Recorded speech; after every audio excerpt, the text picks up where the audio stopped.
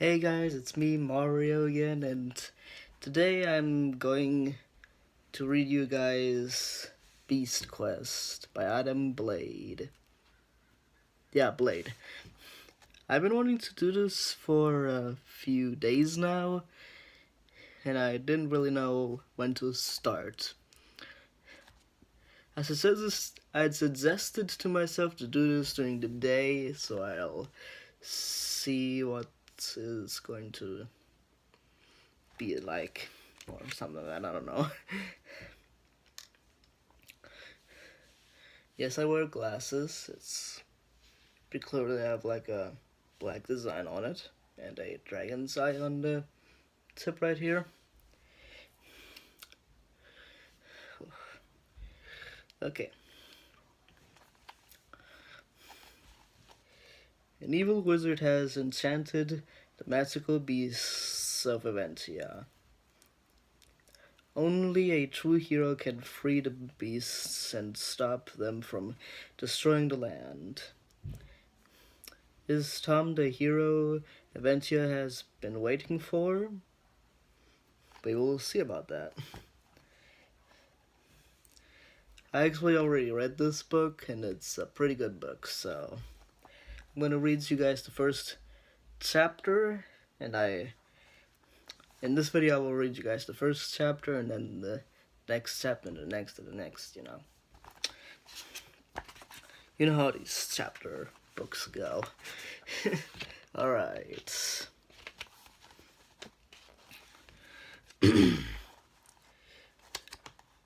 Welcome to the Kingdom of Eventia. I am Eldoro, a wizard residing in the palace of King Hugo. You join us at a difficult time. Let me explain. The ancient scripts say that our peaceful kingdom shall one day be plunged into peril.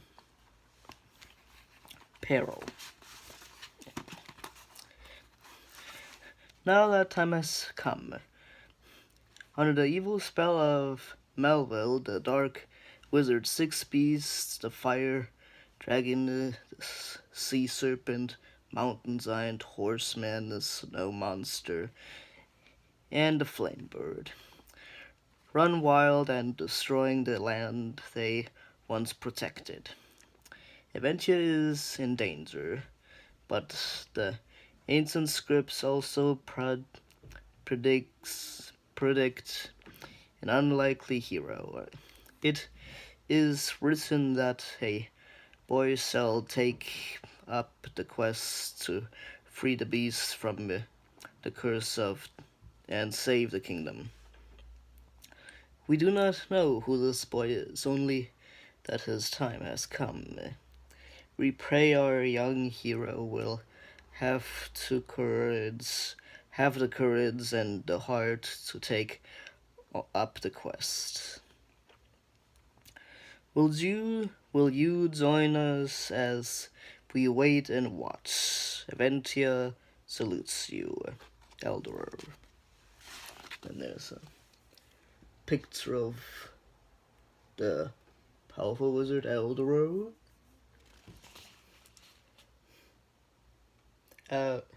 Adoro, or something like that. Prologue. Gadol the brave stood at the foot of the mountain. His bronze armor gleamed in the pale morning sunlight.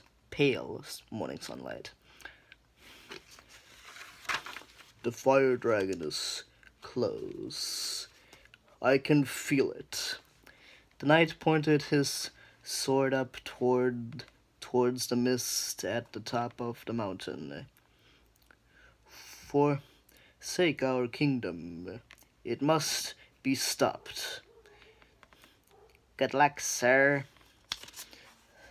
said Edward.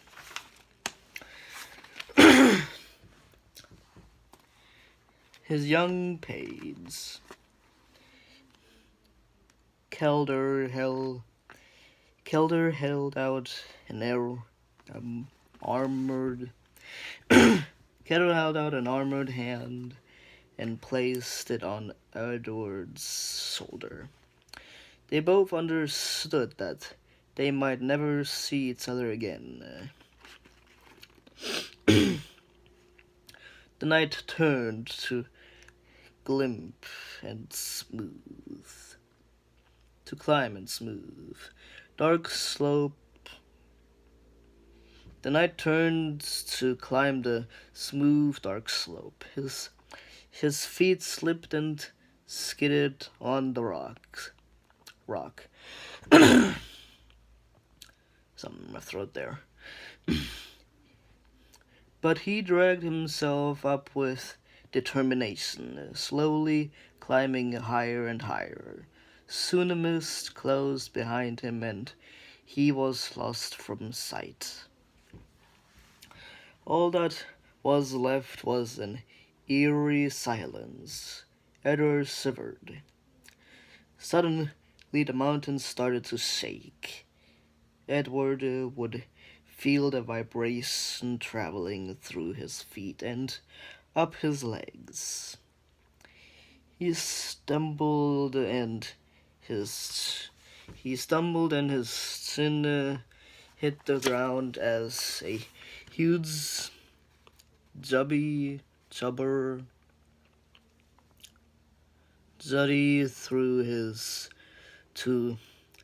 him through the ground to the ground. There was a metallic taste on his mouth. Blood. What was happening? Keldor! Keldor yelled, scrambling to his feet as the rocks shifted beneath him. Come back! But his voice was lost in the grinding sounds that filled the air. The whole mountain shook violently.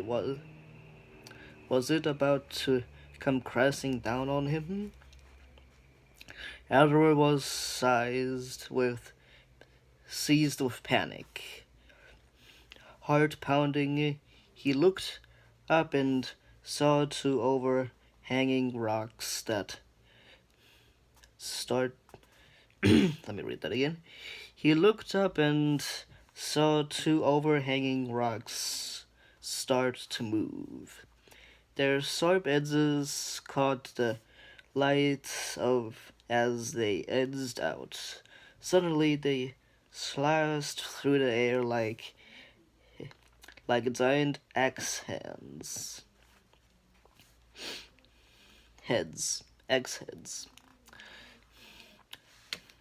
Edward flinched.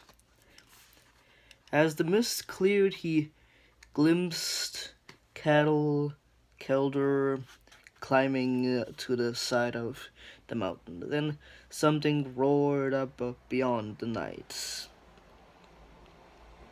And Edward saw the flash of an eye and the thick scales of Lithry's skin. It was the spiked head of a huge dragon. Suddenly everything made horrible sense. His master had been right. The beast was close. This wasn't a mountain. It was a dragon itself. It was the dragon itself. Glancing down with a rush of fear, Edward realized that he was standing on the dragon's tail, and that Keldor was holding onto the monster's back, and those two overhanging rocks were the dragon's mighty wings.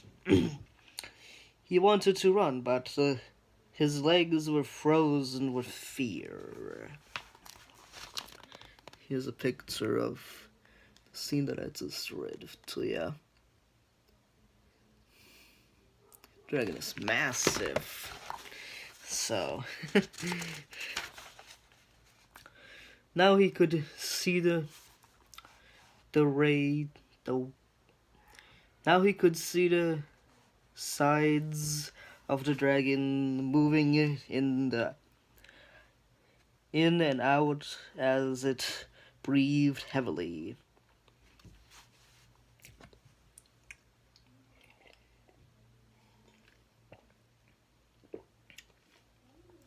I knew I would become thirsty. Steam hissed out of the creature's nostrils. "Get her! Come back!" Edward yelled again, but a terrifying roar drowned out his words. The dragon's wings unfolded again, stretching out to beat the air in the deadly rhythm. "It's taking off!" Edward shouted. "Cut her, quick! Get back!" Ketter's words carried faintly on the air. "Go to the city! Warn King Hugo! Run!" Before Edward could move, the dragon flicked its tail, sending him flying. He hit the ground hard, shaking and gasping for breath. Me too. As the terrifying beast rose up into the air, Ketter's screams filled his head. Edward struggled to his feet and tried to run after his master. But the dragon was already high above him. It let out a huge roar, and a jet of orange flame lit up the sky. As it disappeared into the distance, one of Ketter's gauntlets, scorched and smoking, clattered to the ground beside Edward. Clutched in its fingers was a golden key. The echoes of Carol's cries hung in the air. Then silence. The night was gone, and his mission to free the fire dragon from Malvar's terrible curse had failed. And that was the prologue. I hope you guys enjoyed my little prologue read through of Ferno the Fire Dragon. Beast Quest. I hope you enjoyed the video, and I hope to see you in the next one. Bye!